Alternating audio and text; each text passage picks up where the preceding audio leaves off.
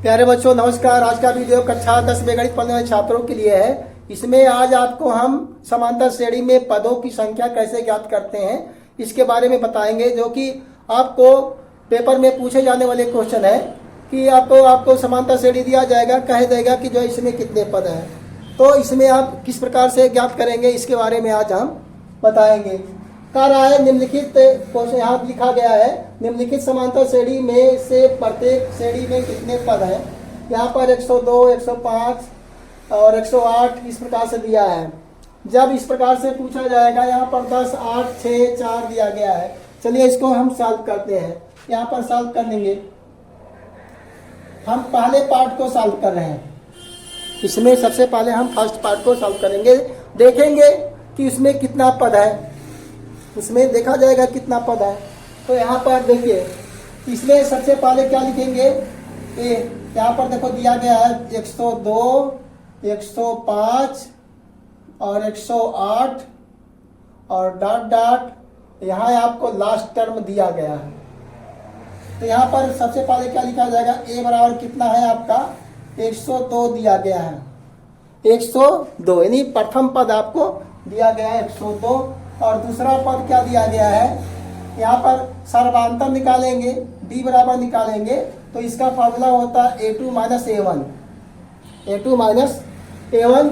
तो यहाँ पर क्या हो जाएगा, d बराबर a2 का मान कितना है 105 है, माइनस क्या होगा a1 का मान कितना है 102 दिया गया है।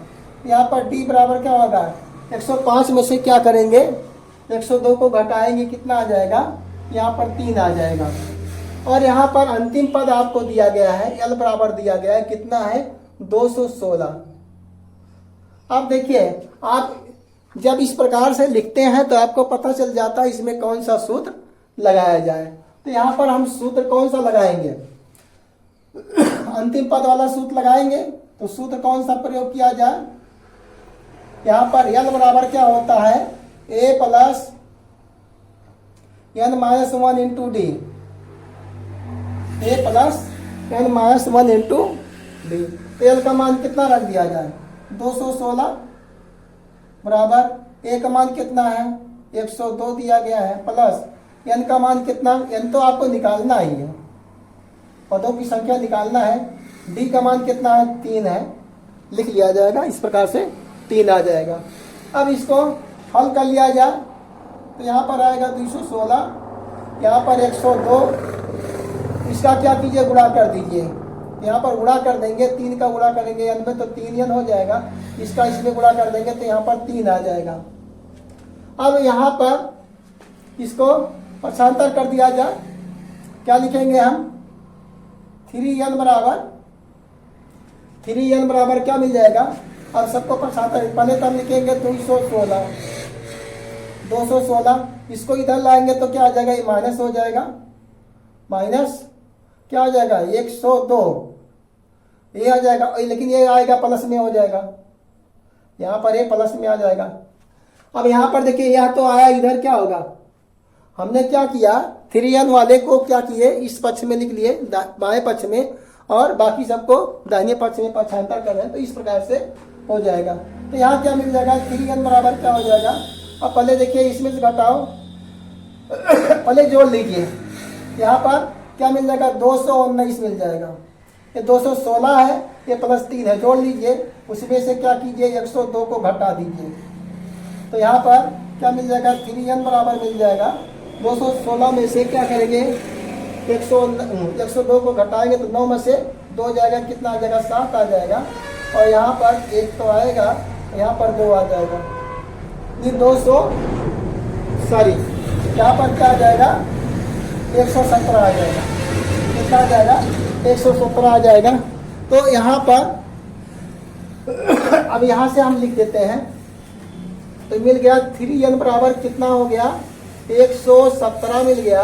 तो n बराबर क्या हो जाएगा 117 बटे में क्या आ जाएगा 3 आ जाएगा। अब क्या करेंगे, इसको भाग दे दिया जाए, काट दीजिए, 3 कन्या 3, यहाँ पर 3 त्रिका 9, 2 बचेगा, 3 9 27, n बराबर क्या मिल जाएगा 39। इस प्रकार से ये हमारा क्वेश्चन फर्स्ट पार्ट आपका सॉल्व हो गया, 39 आ गया। अब सेकंड पार्ट के लिए इसको क्या करते हैं, मिटा देते हैं। आप लिख लीजिए यहाँ पर सेकंड पार्ट को भी ऐसे ही सॉल्व किया जाएगा। हम चाहते हैं कि आपको बहुत ही अच्छे तरीके समझ में आ जाए, तो यहाँ पर सेकंड पार्ट को पहले लिख लेते हैं। क्या है सेकंड पार्ट, यहाँ पर 10, 8, 6, 4 डॉट डॉट -12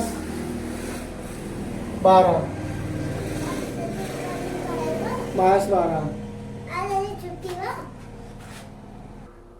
तो इस प्रकार से हमें दूसरा पार्ट सॉल्व करने के लिए क्या करेंगे, इसमें सबसे पहले यहाँ पर ए लिख लिया जाए। इसको पहले यहाँ पर ए कितना आएगा, ए बराबर हो जाएगा 10।